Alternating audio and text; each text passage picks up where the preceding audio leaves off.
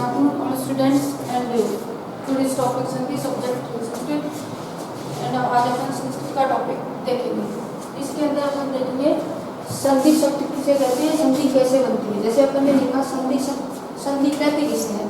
संधि का अर्थ होता है दो वर्णों का परस्पर मेल। जैसे दो शब्द अपन ने ले लिए, उनका आपस में परस्पर जो मेल होता है उसे अपन संधि कहते हैं। दो वर्ण, जैसे अपन ने लिखा हिम प्लस आले, इसमें अपन ने लिखा, इसमें से अपन ने स्वर निकाला अ और इधर से निकला हुआ स्वर आ।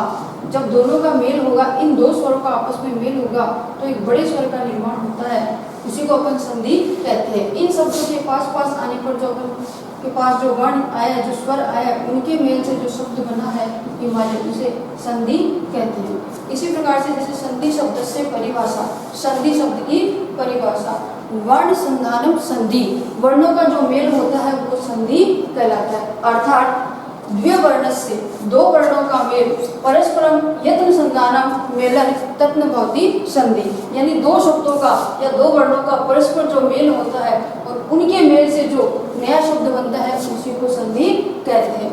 जैसे दो वर्ण कौन कौन से हैं, स्वर और व्यंजन। वो स्वर भी हो सकता है और व्यंजन भी हो सकता है। उन दोनों के मेल से जो नया शब्द बनेगा उसी को अपन संधि कहेंगे। अत्यधिक निकट आने के कारण, उनके जो पास आने के कारण एक नया शब्द अपने पास निकल के आता है, उसी शब्द के मेल से एक दूसरे शब्द का निर्माण होता है, उसे संधि कहते हैं। दूसरा शब्द आता है कि संधि कहते हैं, लेकिन संधि विच्छेद किसे कहते हैं, संधि का विच्छेद कैसे करेंगे।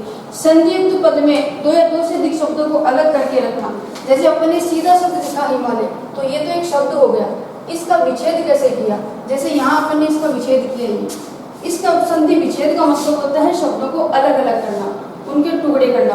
जैसे संधियुक्त पद में दो या दो से अधिक शब्दों को अलग करके लिखेंगे वो संधि विच्छेद कहलाता है। जैसे अपन ने सीधे लिखा हिमालय, ये तो अपने पास एक पूरा शब्द है, और हिम प्लस आले, इनके दो टुकड़े करने पर इसको अपन विच्छेद कहते हैं। इसी प्रकार से आगे संधि के भेद, संधि के तीन भेद माने जाते हैं, स्वर संधि, व्यंजन संधि और विसर्ग संधि। संस्कृत के अंदर स्वर या स्वर संधि को अच संधि कहते हैं और हिंदी के अंदर इसे स्वर संधि कहते हैं। व्यंजन संधि को संस्कृत में हल संधि कहते हैं और हिंदी में इसको व्यंजन संधि कहते हैं। और विसर्ग संधि होती है वो हिंदी में विसर्ग संधि और संस्कृत में इसको विसर्ग संधि कहते हैं। सबसे पहले अपन देखते हैं स्वर या अच संधि। स्वर या अच संधि, इसकी सबसे पहले देखेंगे स्वर संध्या या परिभाषा। स्वर संधि की परिभाषा क्या होती है। स्वरनाम मेले ये संधि भवति, स्वर संधि भवति। स्वर्णानाम मेलने, स्वर का स्वर से मेल। इसका अर्थ क्या होता है, स्वर्णानाम मेलने, स्वर का स्वर से मिलन एवं संधि होती, तो होती है संधि। से स्वर संधि होती, तो स्वर का स्वर से मेल हुआ, इसलिए उसको स्वर संधि कहा जाता है। संधि के अंदर स्वर का स्वर से मेल स्वर संधि के अंदर होता है। जब अपन व्यंजन संधि पढ़ते हैं तो अपन इस व्यंजन संधि के आगे जो इसके उत्तर पद जो होता है, उसके आगे वाला जो पद होता है, चाहे पूर्व पद देख लो चाहे उत्तर पद देख लो, उन दोनों के मेल में इधर व्यंजन भी हो सकता है, इधर स्वर भी हो सकता है। जैसे अपन एक डेफिनेशन संधि की देखें कि पूर्व पद से अंतिम वर्ण, पूर्व पद से, जैसे अपन ने पद लिया संधि, इसके टुकड़े किए संधि विच्छेद, इसमें पूर्व पद कौन सा हुआ। जैसे हिम प्लस आले, ये संधि विच्छेद है, इसमें पूर्व पद हिम हुआ और उत्तर पद आले हुआ। तो पूर्व पद से अंतिम वर्ण, पूर्व पद से अंतिम वर्ण का मतलब क्या हुआ। जैसे पहले पद में अंतिम वर्ण अपने पास क्या है, मैं। पूर्व पद से अंतिम वर्ण और उत्तर पद से पूर्व वर्ण, उत्तर पद का पहला वर्ण और पूर्व पद का अंतिम वर्ण, इन दोनों के यत्न मेलन तत्न परिवर्तनम संधि इति, इन दोनों के मेल से जो विकार उत्पन्न हुआ उसी को अपन संधि कहते हैं। स्वर संधि के अंदर अपन देखते हैं कि स्वर का स्वर से मेल होता है। जैसे अपन ने कोई भी शब्द ले लो, हिम प्लस आले, विद्या प्लस आले, इन शब्दों के अंदर अपन देखते हैं कि दोनों साइड, जैसे पूर्व पद का अंतिम वर्ण कौन सा हुआ, आ, और अंतिम पद का उत्तर पद का पूर्व पद कौन सा हुआ, आ।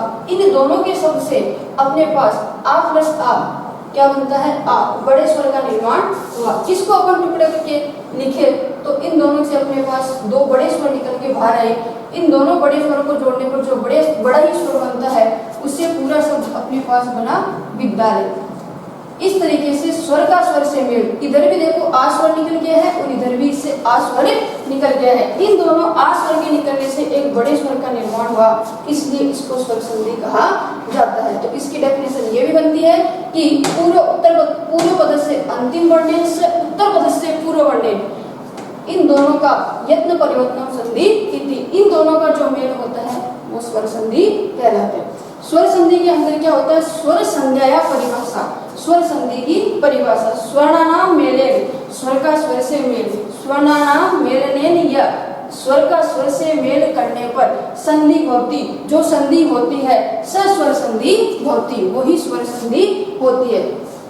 इसके अंदर अर्थात इसको हिंदी में देखें तो स्वर के मेल से जो संधि होती है वह स्वर संधि होती है, अर्थात जो जब दो अथवा दो से अधिक स्वरों के बीच, जब दो या दो से अधिक स्वरों के बीच परस्पर मेल से कुछ विकार उत्पन्न होता है। विकार का मतलब यही हुआ, जैसे अपन ने यहाँ मान लो अपन हिम प्लस आले लिखते हैं तो अपने पास इधर तो ए स्वर निकला और इधर आ स्वर निकला, तो दोनों अलग अलग स्वर है, लेकिन दोनों छोटे स्वर मिलकर एक बड़े स्वर का निर्माण करेंगे। इसलिए जो बीच के अंदर परस्पर मेल होने से कुछ परिवर्तन होता है, परिवर्तन यहाँ स्वर का स्वर से मेल करने पर आ का परिवर्तन हुआ है, उसे अपन स्वर संधि कहते हैं। जब दो या दो से अधिक स्वर के बीच परस्पर मेलने से कुछ परिवर्तन हुआ, उसे अच या स्वर संधि कहा जाता है। इसके बाद में स्वर संधि के भेद कर दिए जाते हैं। स्वर संधि के भेद में सबसे पहले अपन देखते हैं दीर्घ संधि। इसके अंदर क्या होता है, दीर्घ संधि जैसे नाम से पता चल रहा है, दीर्घ का मीन्स क्या होता है, बड़ा होता है। दीर्घ संधि के अंदर आपको दोनों साइड चाहे छोटा स्वर इधर चाहे छोटा स्वर मिले, चाहे इधर आपको बड़ा स्वर मिले, दोनों मिलके एक बड़े स्वर का ही निर्माण करेंगे। इसके लिए अपन उदाहरण देखते हैं, जैसे अपन ने लिखा अ, अगर आपने पूर्व पद में आपको ए मिलता है, उत्तर पद के बाद में आपको आ मिलता है, जैसे इधर ए मिला और आगे भी आपको आ मिला, तो दोनों स्वर मिलके एक बड़े स्वर का निर्माण करेंगे, तो क्या बन जाएगा, आ। जैसे अपने पास ई है और छोटी ई, दोनों मिलके क्या बन जाएंगे, बड़ी। ये जरूरी नहीं कि इधर छोटा ही मिले आगे बड़ा ही मिल सकता है, जैसे देखो यहाँ छोटी है और इधर बड़ी ई, तो भी दोनों मिलके एक बड़ी ई का ही निर्माण करते हैं। इस प्रकार से अपन ने ऊ और इधर भी छोटा ऊ या चाहे बड़ा ऊ बन के एक बड़े स्वर का निर्माण करते हैं। तो जैसे स्वर से नाम से पता चल रहा है दीर्घ संधि, दीर्घ का मीन्स क्या हो, बड़ा, चाहे स्वर छोटा हो चाहे इधर बड़ा हो, दोनों मिलकर बड़े स्वर का निर्माण करेंगे, उसे ही दीर्घ संधि कहा जाता है। जैसे अपन ने लिखे हिम प्लस आले, इसके अंदर ए निकल के आ गया, इसके अंदर से अपन यहाँ से टुकड़े करते हैं तो आ निकल के आ गया। इन दोनों को जब अपन मेल करेंगे तो एक बड़े स्वर का निर्माण आ मिल गया। इस शब्द को अपन वापस लिखते हैं, जैसे हिम प्लस आले तो बन गया क्या, हिमालय। इसके अंदर इन दोनों के परिवर्तन से जो आ की मात्रा लगी वो यहाँ अपन ने लगा दी और अपने पास शब्द तैयार हो गया हिमालय। इस प्रकार दीर्घ संधि का मतलब ये होता है कि स्वर का स्वर से मेल, और स्वर कैसा होना चाहिए, दीर्घ होना चाहिए। इसके बाद से है गुण संधि। गुण संधि के अंदर क्या होता है, होंगे तो स्वर संधि के अंदर जितने भेद होते हैं उसमें अपन को स्वर ही देखने को मिलेंगे। जैसे गुण संधि है, इसके अंदर अपने पास असमान स्वर हो सकता है। दीर्घ संधि में अपने पास समान स्वर होगा। ये जरूरी, दीर्घ संधि में इधर आपको ए मिलेगा तो आगे आपको ए ही मिलेगा, इसके संधि विच्छेद करोगे तो इसके आगे ए ही मिलेगा। आ हो सकता है लेकिन इसके सामने ई नहीं हो सकता है। समान स्वर होना चाहिए, दो समान स्वरों का मेल ही स्वर संधि कहलाता है, दीर्घ संधि कहलाता है। इसके बाद में गुण संधि, इसमें असमान स्वर भी आ सकता है, जैसे आपको ए के सामने ई भी मिल सकता है और आ के सामने आपको ए भी मिल सकता है। इस प्रकार से दीर्घ गुण संधि में असमान स्वर आते हैं और दीर्घ संधि में समान स्वर आते हैं। स्वर संधि का मतलब, जैसे अपन ने स्वर में इसकी परिभाषा से पता चल रहा है कि जो समान वर्ण होते हैं, जो एक समान स्वर होते हैं, उनके परिवर्तन से जो विकार होता है वही स्वर संधि होता है। इसके अंदर अपन को व्यंजन देखने को नहीं मिलते। इसके बाद में अपन जैसे गुण संधि आता है, इसका तीसरा पार्ट जो गुण संधि होता है, उसमें भी अपन को असमान स्वर देखने को मिल सकते हैं। जैसे आ के सामने आपको ए भी मिल सकता है और आ के सामने आपको ओ भी मिल सकता है, लेकिन स्वर दीर्घ संधि के अंदर आपको दोनों साइड में समान स्वर ही मिलेंगे, चाहे वो उत्तर पद हो चाहे वो पूर्व पद हो। उत्तर पद का पूर्व पद का हमेशा अंतिम वर्ण होता है और उत्तर पद का पूर्व वर्ण, इन दोनों के मेल से जो विकार उत्पन्न होता है उसी का नाम संधि होता है। ये सिर्फ दीर्घ संधि में समान स्वर मिलते हैं, बाकी जो आगे गुण संधि यण संधि में है इसमें असमान स्वर आके एक नए स्वर का निर्माण करते हैं। उसी के परिवर्तन से जो विकार उत्पन्न हुआ उसी को अपन संधि कहते हैं। थैंक्स।